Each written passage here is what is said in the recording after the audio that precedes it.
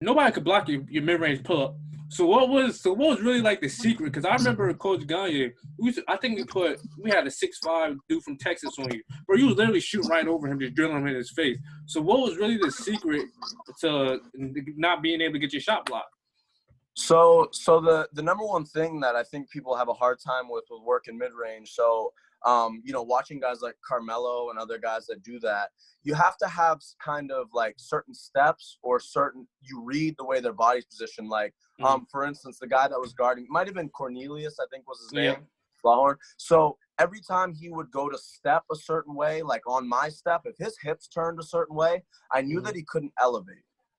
Right? So guys can't elevate or get a hand. And some of it's just literally getting in there and just knowing where somebody's hands are positioned or where they're looking, just being able to get a release off. Anytime you're going to step and somebody has to step back with you or they have to turn their hips, it's almost impossible for them to get their vertical up high enough to be able to jump. So that's one thing that when I'm teaching mid-range now, I'm teaching people to read the hips, read their steps, read their body positioning. And it takes some trial and error. When I first started getting into shooting mid-range, I got my shot blocked a lot. I remember the first time I was on campus, Carlos sent my shot into the wall, and people were like, hey, man, you're going to have to learn to pump fake. And I'm just like, we'll learn it at some point. But, yeah, man, it's all body positioning, bumping people the right way. You bump somebody the right way when they're going up. They can't jump as high. Welcome to Q's Health and Wellness Podcast, your source for living a healthier lifestyle and developing a better mind, body, and soul. Through guidance, tips, and stories of highly successful fitness gurus, athletes, and individuals who are passionate about enhancing all aspects of life, we provide you with the tools to help you take your lifestyle to another level. And now your host, Quinn Mitchell. Welcome to Q's Health and Wellness Podcast. This is your host, Quinn Mitchell. Today I have a very special guest, John Morgan. He was YSCC Player of the Year in 2017, and he went on to have a successful career at Thomas College. How are you doing today? Hey, I'm doing good, man. How are you?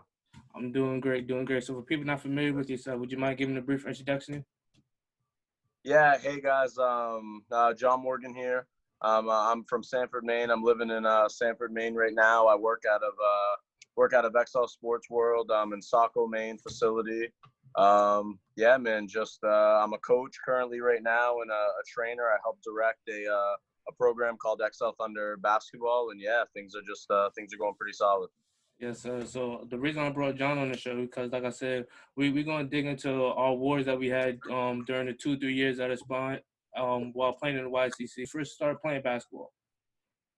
I would say I first started playing basketball organized in about the 5th grade. I would say I was about 10 years old. Got you. So what made you fall in love with it, really?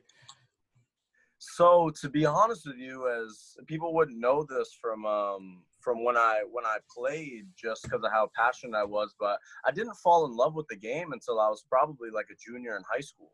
Wow. I always played just to play as like a social thing, but I had one coach who really went out of his way to kind of approach me after an AAU practice and tell me like, hey, if you want to be, you have the tools to be as good as you want to be. And that kind of changed everything for me. And, and I started really approaching it different and started to look forward with it. Got you. So let's talk about your journey to Southern Maine. Because is that where you started? Is that where you played your first year? Yep, Southern Maine. Yep. So how did you get there? So like I said, I just a little bit backtrack to make more sense to it. So when that same coach I had in AAU really early on when I was younger, he actually runs a program here, AOB right in Sanford. So his son was in the same class as me. So when the job opened up my junior year, so he had a conversation with me back in like the 8th grade. The job opened up later on and he ended up becoming my coach my junior and senior year at the high school. So what basically happened was I had a really good senior season and I kind of talked to him and was like, honestly, where do you think, it'd be a good fit for me to play? I wanted to continue to play. And we actually played in an all-star game at SMCC. Oh, wow. So that's where I got connected, had my first meeting with Coach Richards and talked to him a little bit. And that's when it was set up. Just money-wise and academically first, SMCC made sense. It was close to home. And then having the chance to play just kind of filtered into that. And, everybody I talked to felt it was a good fit. Nah, definitely, definitely. So what were your biggest challenges really being a student athlete? Oh man, just trying to stay focused on school, Hmm. getting up for, sports always kept everything for me academics wise, motivated in that case. But you know this too, man. You go on a 4 or 5 hour bus ride and then you get home and you gotta have your priorities straight as far as when you're getting your schoolwork in. You don't want to be coming home at 11:30 and have to get something in Hmm. for 12 o'clock. So it was Yes. definitely tough just balancing that whole schedule. Yes, and I know you being in Southern Maine, that's Portland, Maine. So for people that don't know, that's like the Vegas of Maine. Yeah. So how are you really able just to block out all of the partying and everything and stay laser focused on your craft? You know, I didn't have it super, super easy. When I first Mhm. got to school, I had no time to do anything extra. If I wanted to ever make it in it, there was guys naturally gifted and talented that showed up there that could do whatever they wanted. I had to stay locked into, to school and to into basketball to really, help the difference. And I had a couple of people at the school that were really, really committed to the same thing. My Mhm. fiance now was at the same school as me, so I had a lot of people to help keep me grounded outside of everything going on. Got you, got you. Now let's talk basketball talk because, bro, honestly, you were probably one of the most dominant players in the YCC, but had the most simplistic, basic game like I've ever seen. So let's talk about that. Like, what made you really dominate the game the way you did? Um, Honestly, if I just put it into terms, I think I just tried to really work on things that I was capable of gaining, like being really consistent in certain spots where I shoot, Mm-hmm. making sure I was physically strong enough because gaining quickness and vertical and all those other things, is something that you can gain a little bit of, but it's one of those things you either have it or you really don't. Mm-hmm. In my perspective, so I'd say the biggest thing for me was just trying to perfect my craft at what I did well, try and get, in good shape that I could. But then, when I get to a certain spot, I got to shoot 60 to 70% from that spot. When I have a certain mismatch, just trying to read the game. I tried to be smarter than a lot of the guys that I was playing against, use screens, use other things. So that was my reasoning. I bought into that early on, which helped me Mm-hmm. get kind of my way in there. And then after that, it just kind of started to all fall in Yeah. place. And the crazy thing is, bro, it's like you're not lying because I literally remember because I didn't really play. I think my first year when we played y'all, I was at CM. I didn't really get Yep. to because I wasn't really playing that much because I was hurt. But I never forget. I think we played you on the championship game, bro. You literally hit like I forget, like you literally in the mid range and you did not miss the whole game. I'm looking at Yeah. this dude like what's going on? Like, and that was literally your whole game. You should take the ball at the foul line, turn and pivot, and then square up and shoot, and you was automatic from there. So for people that's listening, you really had that was your bread and butter. Yeah, that was the main thing. And the thing now that, and this just from watching NBA, college all the way down, not enough people play in the mid-range area. I think it was just an awkward spot for people to defend. Mm-hmm. Especially because, and this is something that I bring up to a lot of the players I talk to. There's a look test, and when I Mm-hmm. pop out there at barely over 6 feet, 6 feet tall at power forward, a lot of people didn't take me serious until Mm-hmm. the first couple possessions down, they give me some space and I shoot, or they were close to my size and I posted them up and look to make a play. So honestly, like I said, it was just keeping to some of that stuff, and I just took what the defense gave me at that point. Yeah, Playing definitely. back and forth. Hey, and then the crazy part is, I think it was the year you went to Thomas College. That's when I actually got to play against you. And for people that don't know as well, John is like he's really like a good defender. So it was like I think the game we played, John, I literally had to use angles. Like literally, all I had was just a step back at that point because it was like I don't know what y'all coach told y'all, like y'all didn't give me no space. So it was literally just literally I would catch the ball, and if I had a free shot, No, man, and you played really, really well in that game. I actually remember you posted an Instagram photo. I was closing out on you. I don't know if it's still up, but I was just like, hey, good defense, and you're like, hey, better offense, and it was just that kind of game. But our coach just told me he actually said to me during that game. I remember he just goes, hey, man, he's a crafty lefty. He can shoot it from deep and he can look to go by too. mm-hmm. So I just know that when I had 6'7" Carlos as my help side, that like, hey, I gotta just press up and try and get a Mm-hmm. couple him to try and go by, and maybe I got some help behind. Yes, sir. So how was that experience for you at Thomas College? Because you remember I actually hit you up about going there. I think it was after my senior year. Yeah, I was thinking about going there. But how was that experience for you? Overall, I thought the experience was, was good. Everything setup wise, the community was a lot like SMCC, small community up there. Mhm. Everybody was involved around the sports scene. Players were good, but it was just a tough mix, of guys. There was, two seniors, one that was new and me that was stepping onto the team, a bunch of new freshmen that were going to step on and get a lot of minutes. I kind of wish I would have brought a little bit more of the culture of SMCC, with me when I went there. Mhm. But overall, I can't complain, to be able to step in and have a program take me in, in 1 year and allow me to play the way that I played. And I really don't have any issues with it there. I just wish as far as the team went, we had a little bit more time to gel, beforehand. Got you. So what would you say one of the biggest sacrifices you made during your college career? I would say definitely one of the biggest. It's weird to say because I've never been like a big partier, like drinker Mhm. or anything like that. But I would say probably the biggest sacrifice during that time was like, yeah, giving up your free time. People are going, on vacations during parts of the year. They have that long Christmas break. They have long Thanksgiving breaks, and we're coming back. We get a couple of weeks or so, and we're coming back. So I would say, yeah, that was definitely a sacrifice worth paying. But just giving up your free time to do all Mhm. the extra things, especially when the weather gets nice. People are going to the beach and you're going to summer workouts or something like Mhm. that. So, it's definitely one of those things. So, is there any advice that you would give to a young hooper that's looking for advice, like just because me personally, I had, if you remember Chev, that used to play with my old teammate. Yep, yep. He was the one that really kept me and my head on straight during times where things weren't going my way. So, is there any advice that you would give to kids or even other college athletes to have them have the right mental capacity to where if things don't go their way to help them stay strong?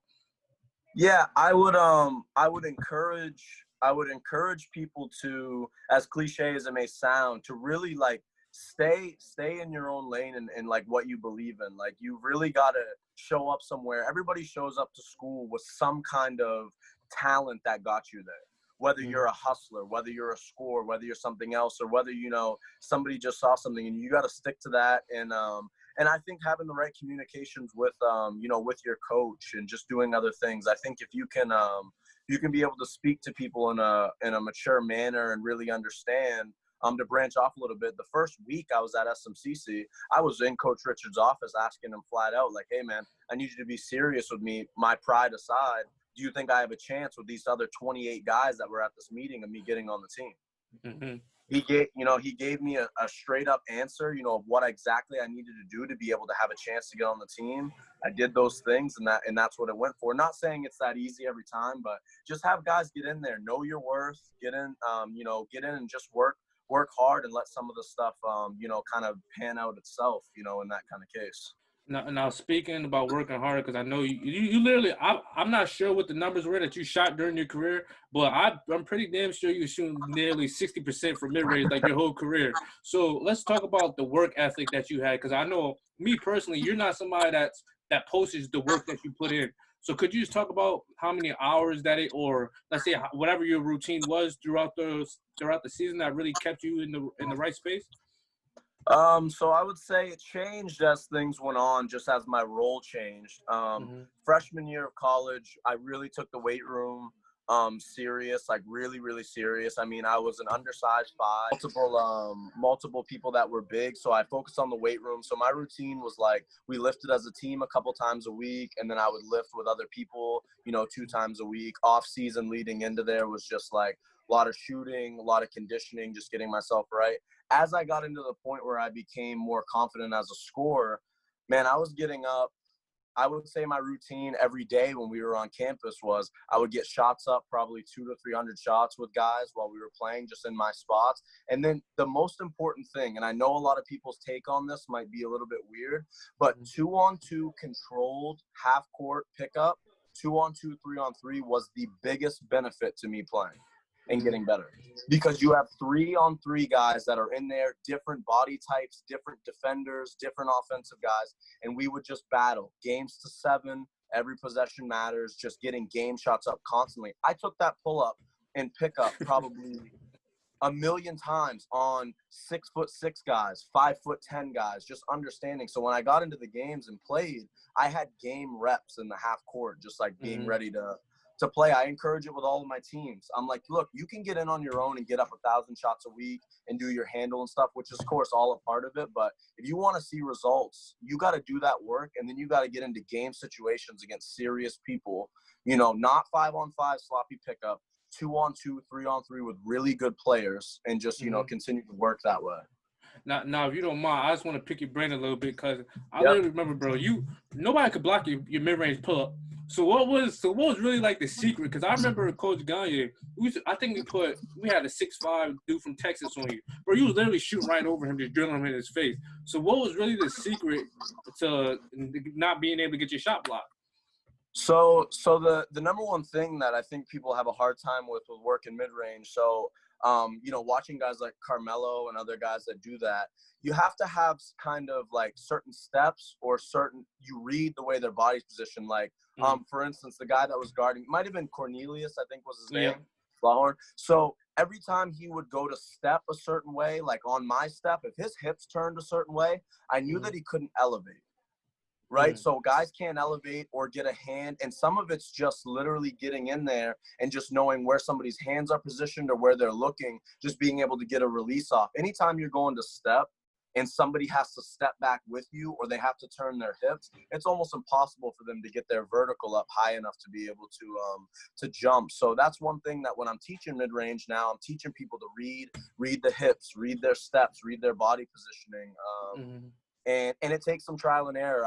You know, when I first started getting into shooting mid-range, I got my shot blocked a lot. I remember the first time I was on campus, Carlos sent my shot into the wall and people were like, hey man, you're going to have to learn to pump fake. And I'm just like, you know, we'll learn that at some point. But yeah, man, it's all body positioning, bumping people the right way. You bump somebody the right way when they're going up, they can't jump as high. Creating a little bit of space that way. I'm not a tall, lanky guy. I have a shorter, stockier frame. So when I would ever bump somebody, kind of, you know, that was a little bit skinnier than me, I could kind of create just enough space to be able to get a quick release off. Nah, bro. And the crazy part is, I've like people that's listening. This man never got his shot blocked. Like I've never seen you, bro. Like I said, we had 6'4", 6'5" dudes guarding you, and like you were literally just doing little jabs. As soon as they bit, you just up in the air already, and these shots already going. So the stuff you're saying, people really need to listen to because I've never seen you get your shot like me and Shep was really talking about this the other day. Like he was like John Morgan's mid range was probably the illest I've ever seen.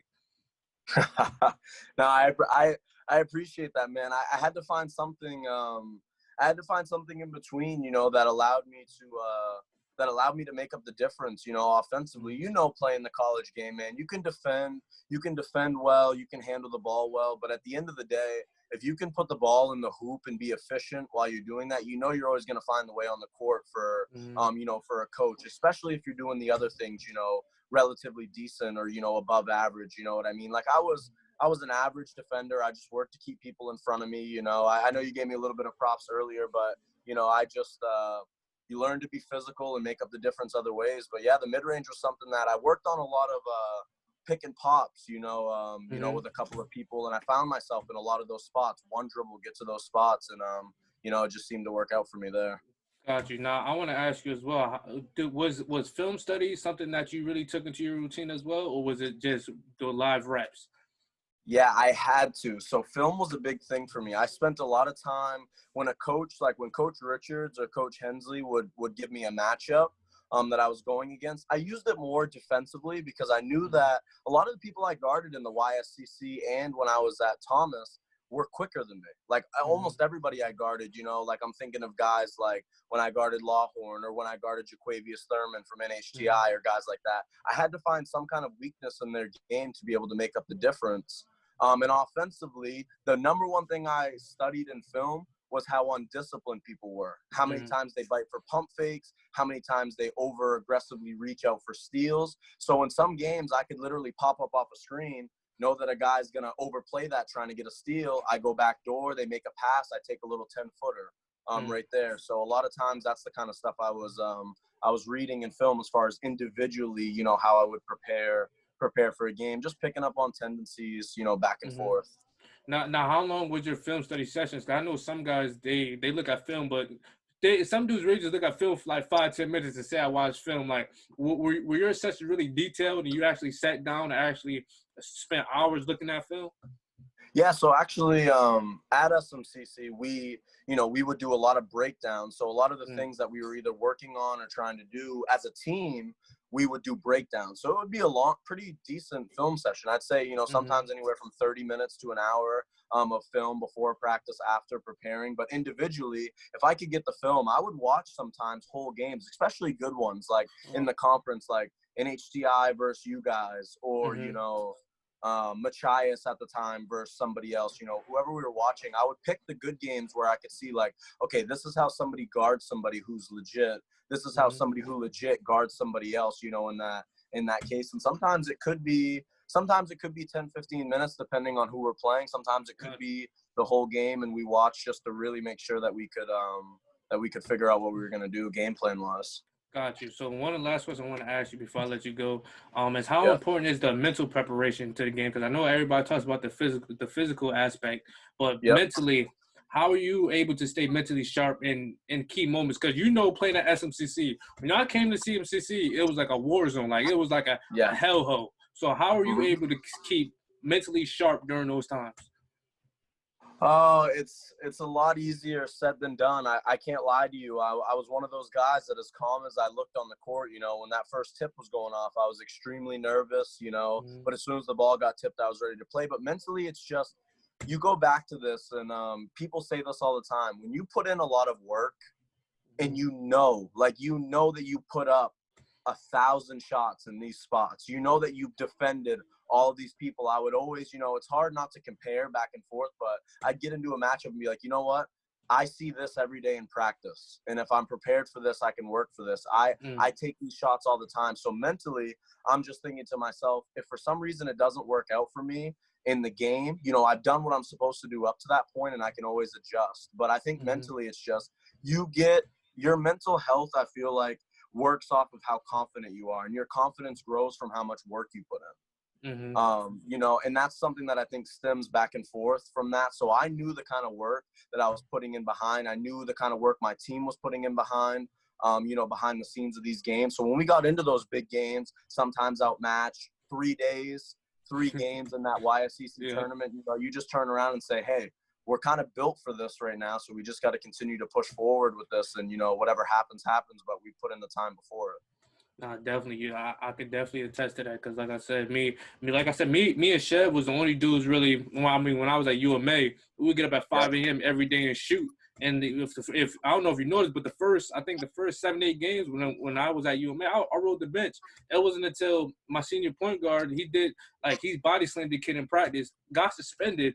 Then I actually started, and then it was from there. That's when I had my opportunity. But it was like killing after that. Yeah, but if it wasn't for that. For me putting in the work beforehand, I don't think I would have ever got to that moment in time to even be on that stage where I was at. Absolutely. So one of the last things I want to ask you before I let you go, is there any advice that you would give to a kid that their coach would not tell them? Yeah. Do not give up on your goals and dreams just because you're not getting, some attention from some coaches right out of the gate, or just because I went searching for schools. Nobody came and recruited me down at Sanford. Nobody did any of that stuff.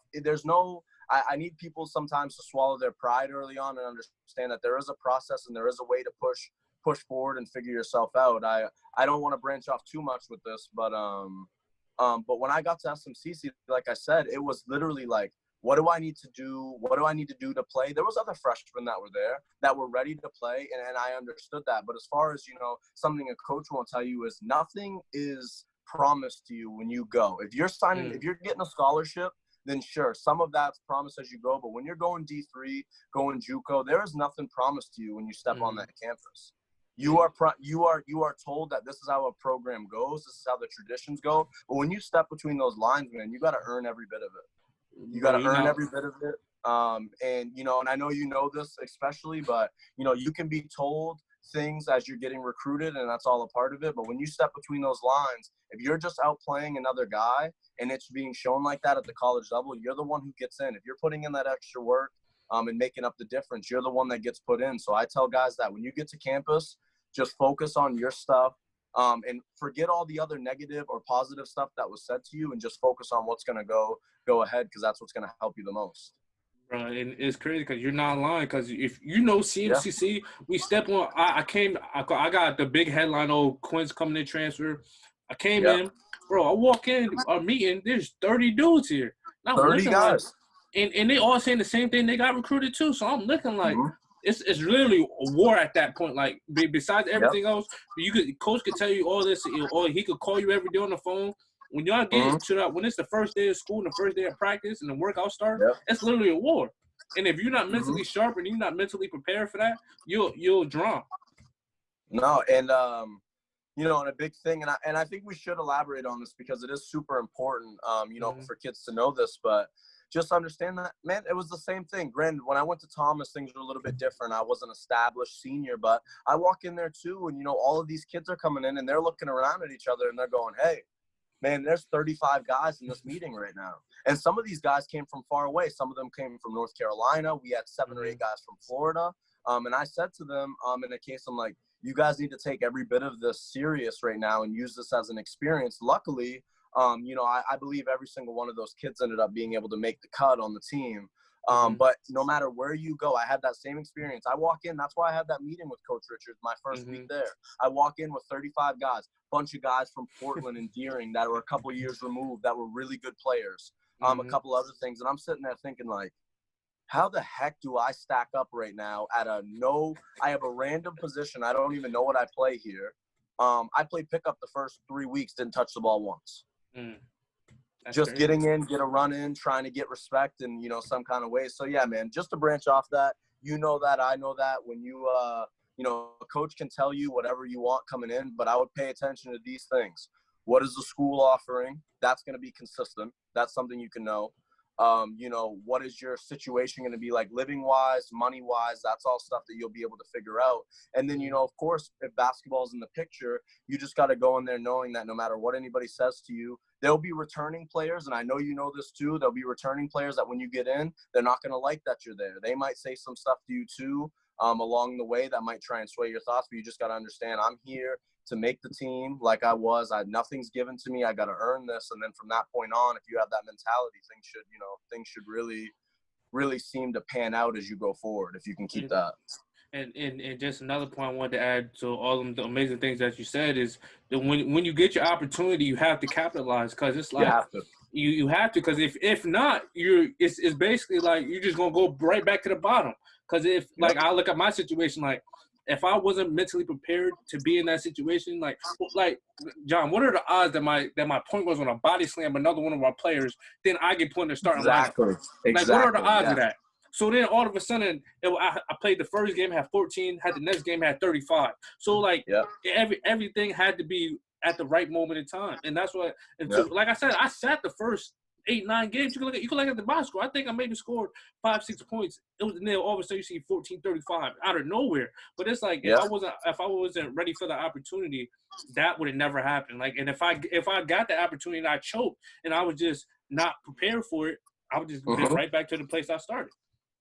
And that's the thing about it. That's, like I said, a lot of this stuff is easier said than done when you get into this. But, you know, going off of my thing a little bit, I got my respect from my coach, and he'll say this to you, by just me getting in there and not complaining about anything and just battling every day. I got 5 minutes a game in the second half of the semester on my first year SMCC's team. Was probably the most stacked team roster-wise from guy 1 to 18 that the school's probably ever had. And multiple people will admit to that. Multiple people from previous championship teams will admit to that. And me, at 6 foot, slow, couldn't really do all that much. Just because I hustled and stayed ready for some of the stuff, I was able to get some minutes. Then the next year we lose a lot of guys, and then I'm able to step in as a leader. And that was the thing that really pushed me forward was that I took a role in trying to be a leader, trying to do things the right way, trying to outwork people. And then as the skill part onto it, it was like a bonus. Like coach didn't have me on the floor because he thought I was going to go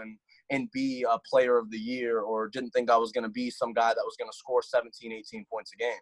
He had me on the floor because he knew that I wasn't going to make mistakes and that I was going to push people to do things the right way. So when all that extra stuff came on, and I was ready to play, I was kind of ready to step into that moment. So you're 100% right. You got to be ready all the time. You might not get minutes your freshman year, but if you're in the gym all the time, 2 guys might leave in that sophomore year. You know, that guy that was you're rooming with or something like that, that was taking all that time off, you're going to pass him when it comes to that starting spot, and then you're ready to go. Yes, sir. Hey, and I want to, before I let you go, I want to give you an opportunity to talk about your training that you do for the kids, even for other college athletes as well. So you take the stage and just talk about that.